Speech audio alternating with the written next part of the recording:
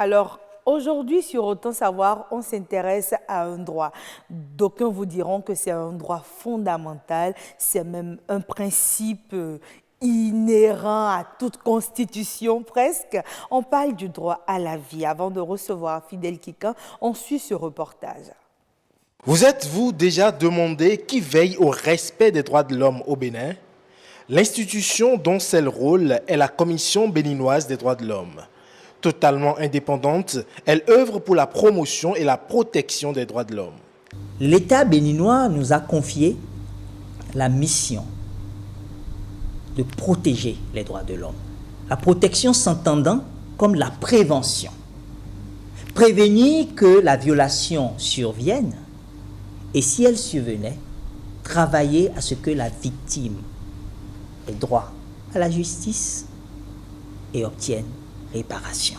Composée de 11 membres, cette commission a pour fondement la résolution 48-134 des Nations Unies relative aux principes concernant le statut des institutions nationales. C'est sur la base de ces principes que vous passez ce que nous appelons l'accréditation à un statut A ou B.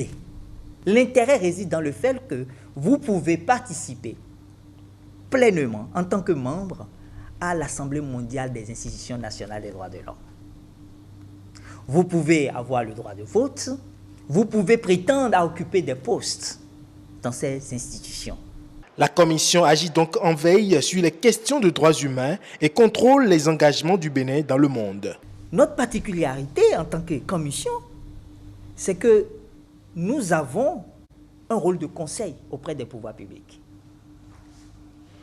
Les pouvoirs publics peuvent nous demander de leur donner des avis et de leur faire des recommandations sur toute question touchant aux droits de l'homme. Nous veillons aussi à ce que les obligations internationales découlant des différentes conventions ratifiées par le Bénin soient effectivement mises en application, mises en œuvre sur le terrain. Si connaître les droits humains est indispensable pour pouvoir les défendre, la Commission béninoise des droits de l'homme peut être saisie par n'importe quel Béninois qui se sent lésé dans ses droits. La loi précise qu'on peut nous saisir par tout moyen.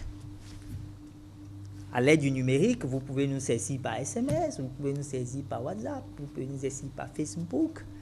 Mais après cela, vous devez formaliser votre plainte.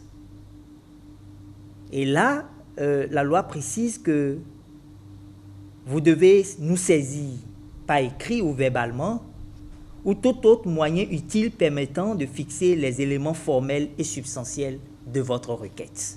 Elle sert donc de médiateur entre le citoyen et les pouvoirs publics. En son sein siègent toutes les couches socio-professionnelles du Bénin.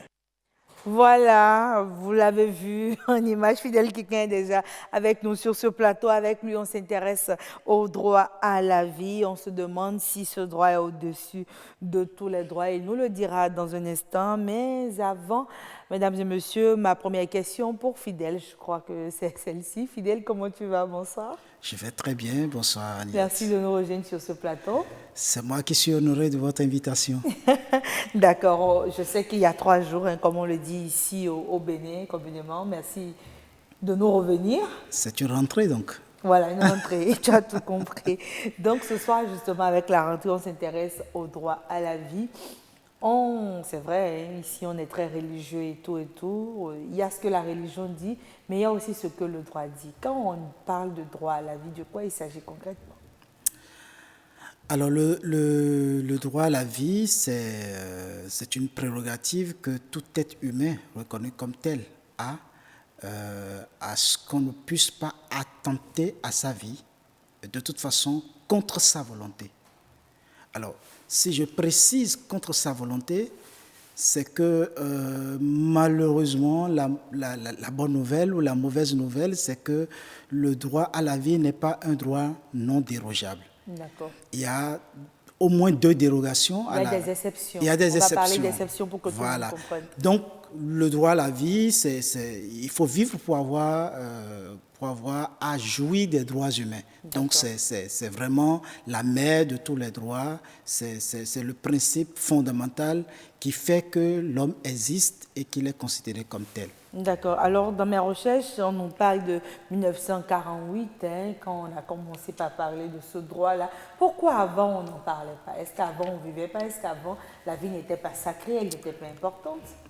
Non, juste 48, parce qu'en fait, 48, ça vous rappelle l'année de la Déclaration universelle des droits de l'homme. C'est vrai qu'il y avait eu des dates ou des rendez-vous bien avant ça, mais c'est à partir de 48 qu'on est passé à l'universalité de ce principe, après avoir vécu les horreurs de la Deuxième Guerre mondiale notamment. Donc, ce n'est pas en 48 que l'homme a eu le droit à la vie, mais c'est en 48 que toutes les nations se sont accordées sur le principe et la valeur de ce que il faudra respecter la sacralité de la vie humaine et donc protéger en toute situation le droit à la vie.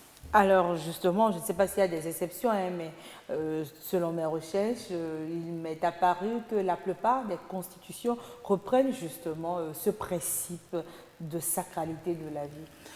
Oui, parce que si vous l'enlevez, si vous trouvez un moyen de pouvoir enlever la vie à quelqu'un, vous ne pouvez pas enlever, c'est prétentieux d'enlever quelque chose que vous n'avez pas donné.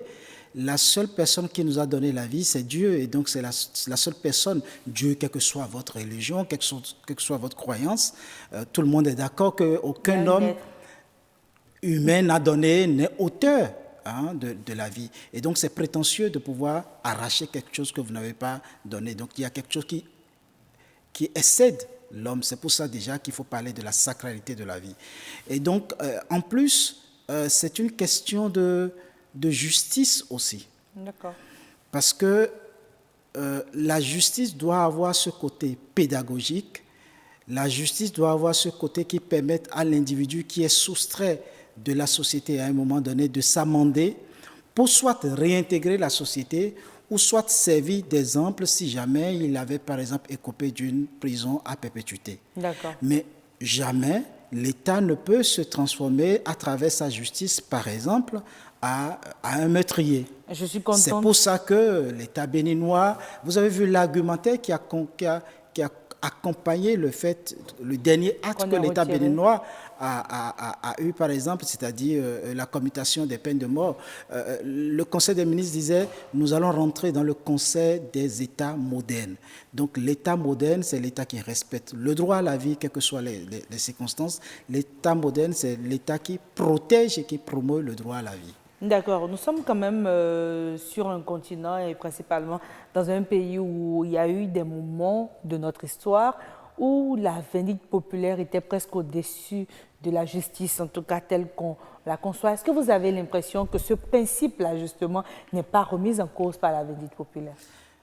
Justement, c'est là où l'État a encore quelques pas à faire. Vous savez, il y a quelques années, je pense qu'il y a 2 ans, nous avons réuni pratiquement tous les leaders traditionnels et religieux pour essayer de questionner la question de la vindicte populaire, essayer de voir si dans les différentes chapelles, il y avait matière à ce que cela soit autorisé.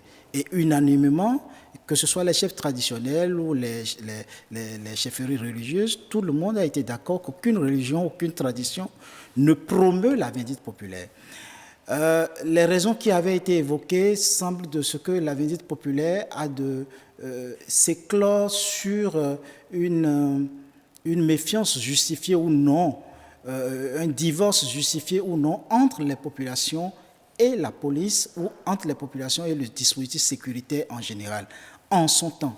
Mais il faut être objectif pour reconnaître aujourd'hui quand même que sur le plan sécuritaire, les dispositions qui sont mises en place, le dispositif qui est mis en place permet quand même de donner des réponses et que dans la sanction, parce qu'il y avait quand même une sorte de légèreté dans les sanctions. Aujourd'hui, quand vous êtes auteur de viol, aujourd'hui, vous savez tout de suite les sanctions que vous avez pourvu que cela soit su. Quand vous êtes auteur de tel crime, vous avez quand même une certaine relative promptitude. Cela devrait normalement donc rassurer les populations et ralentir la question de la vindicte populaire en attendant qu'une loi spécifique puisse se pencher sur la question. Parce que l'État, qui est détenteur de toute notre puissance réunie à nous tous, ne peut pas dire « je suis abolitionniste de la peine de mort » et que des individus ou un groupe d'individus puissent décider de donner la mort dans le coin de la rue parce qu'elles ont décidé que telle personne a pu être convaincue. Non, de vous à moi, Fidèle Kikan, on va revenir un peu ici et essayer de comprendre quand même un peu ces populations, pas qu'on les défende. Mais je pense quand même que parfois l'humain, justement, dans sa faiblesse d'humain, a peut-être parfois l'impression que ce principe de sacralité ne devrait pas s'appliquer à tout le monde. Est-ce que vous avez l'impression que ce principe-là s'applique à tout le monde, peu importe ce qu'il a commis comme acte? Si vous me démontrez quelqu'un qui n'a pas les facultés, qui n'a pas les facteurs pouvant être désigné comme humain, ce principe ne lui sera pas appliqué. Mais dès lors qu'il peut être humain, ce principe devrait pouvoir lui être appliqué. Ce disant, je comprends. Écoutez, j'essaie de me mettre à la place des familles qui sont endeuillées, des familles qui sont touchées par les horreurs que nous avons pu voir là et que nous entendons aussi. L'émotion, elle est humaine. Le désir de vengeance, il est tout aussi humain. Mais si nous laissons notre société à la vengeance, à l'émotion de tout un chacun, nous ne sommes plus dans une société de droit. Nous ne sommes plus dans une organisation sociale humaine. Donc, à un moment donné, justement, le dispositif légal est mis en place pour que chacun puisse souffrir de ce que son émotion, le tort qui lui est fait, que ce ne soit pas à lui de se rendre justice, mais de permettre à ce que l'État qui a mis le dispositif en place et qui, du reste, je confirme, essaie quand même d'apporter des réponses de plus en plus probantes et de façon plus accélérée, puisse répondre. Encore une fois, je compatis vraiment pour ces cas et je pense que le dispositif sécuritaire devait pouvoir travailler à plutôt plus prévenir ces cas que de venir les gérer par la suite. L'État béninois reste abolitionniste pour tous les crimes et il n'appartient pas. C'est une fierté pour le Bénin et il n'appartient pas donc aux individus de pouvoir donner la mort. Une fois encore, il faut que les autorités pensent à sortir une législation spécifique pour gérer le cas spécifique de la vindicte populaire et que le dispositif sécuritaire puisse plus prévenir toutes ces horreurs que nous voyons de plus en plus malheureusement qui arrivent. Merci. Pour que les populations soient beaucoup plus dans la quiétude. Merci beaucoup Fidèle Kikan, vous aurez compris sur le sujet. Pour vous donc, le droit à la vie est au-dessus de tous les droits. C'est la réponse à cette question.